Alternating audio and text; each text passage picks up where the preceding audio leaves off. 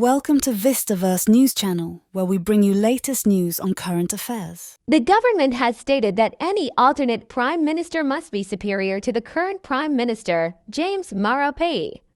They should demonstrate that the opposition is committed to the country's well-being. Attempting a vote of no confidence without sufficient numbers only leads to instability.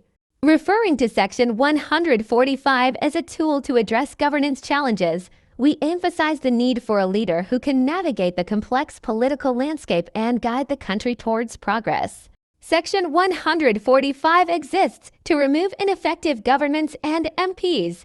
The opposition's nominated alternate PM must be well acquainted with their personal characteristics, abilities, and leadership qualities to face the country's numerous challenges. If the opposition is serious, they must present not only alternative policies, but also a credible alternative PM to ensure the country's progress, rather than regression.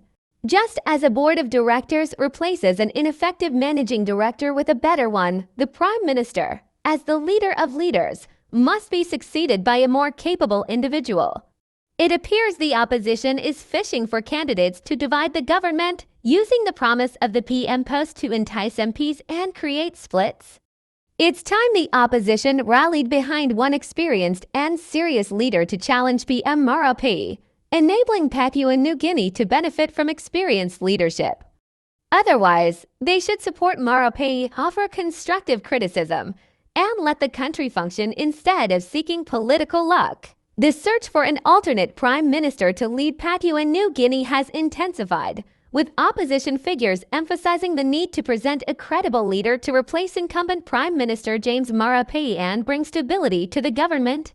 A new wave of dialogue has emerged in the political arena, highlighting the importance of responsible governance.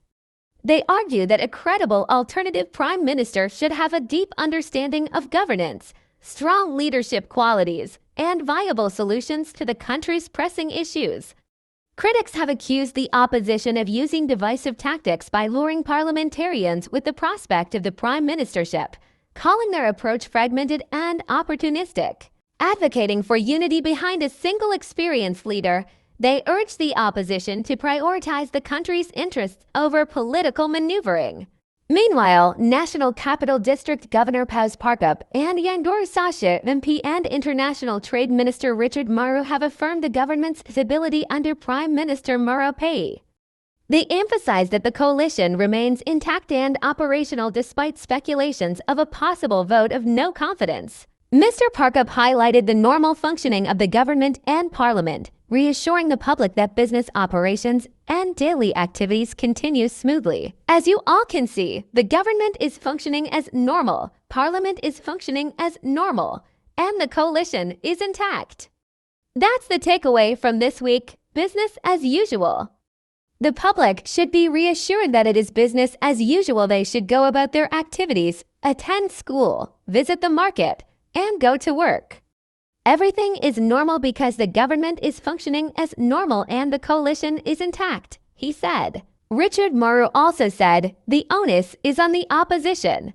If they get their act right, then we might have a vote of no confidence, but if they keep on doing fundamental mistakes, then it is not going to happen. So as PM said and announced well before it started, there is going to be a 2-week session. So after 2 weeks, if Parliament ends, I think the government is within its right to end the session in 2 weeks. It is up to the opposition to get its act right, so they take advantage of this 2 weeks. They can't go on to this next week and of course delay Parliament to go on to the 3rd week, although the government has shown that they are ready to face the vote. So I just want to say government is functioning as it should be. Mr. Maru also emphasized the criticality of a stable government and leadership to attract investors and maintain ongoing economic growth. He commended Mr. Marape and the Parngu Party for their leadership over the past 5 years, crediting their stable policies for facilitating investment opportunities in the country. There is stability in government and leadership. As Trade Minister, I must say it is very, very important that we continue to have stable leadership, stable policies, a stable government, very important for investors, on behalf of the coalition. I want to thank the Prime Minister and Parngu Party for providing the leadership and stability for the last 5 years. Thank you for watching, and please subscribe to Vistaverse News channel for more updates. Until then, bye for now.